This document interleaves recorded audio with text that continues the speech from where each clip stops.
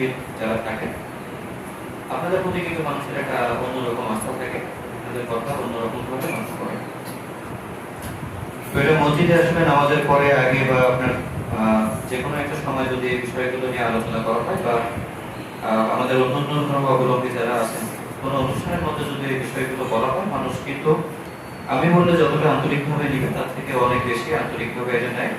কারণ ধর্মকে আমরা আমরা যে ধর্মের যে হোক হই আর কি, আমরা ধারণ করি ভেতরে। তো আপনার ধর্মীয় কোনো নেতৃবৃন্দ যখন বলেন তখন কিছু নিঃসন্দেহে এটা মানুষ গ্রহণ করে নেয়, অন্তর থেকেই আর কি সেটা গ্রহণ করে।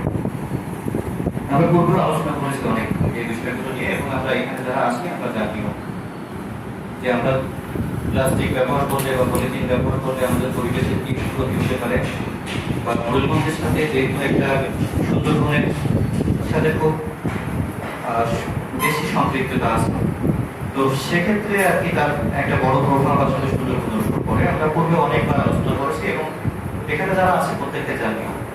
এখানে মনে হয় আমাদের নতুন কিছু সদস্য আছে, আমি পূর্বে যাদের দেখেছি তাদের বাইরে অনেকে আছেন।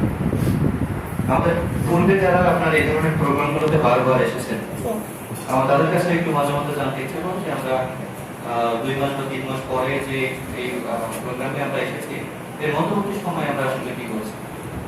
আমরা কি শুধু মিটিং এ এসে আমরা এখানে সীমাবদ্ধ হয়ে যাই? আমরা এখান থেকে যাওয়ার পরে আসলে কতটুকু কাজ করি? আমি জানি যে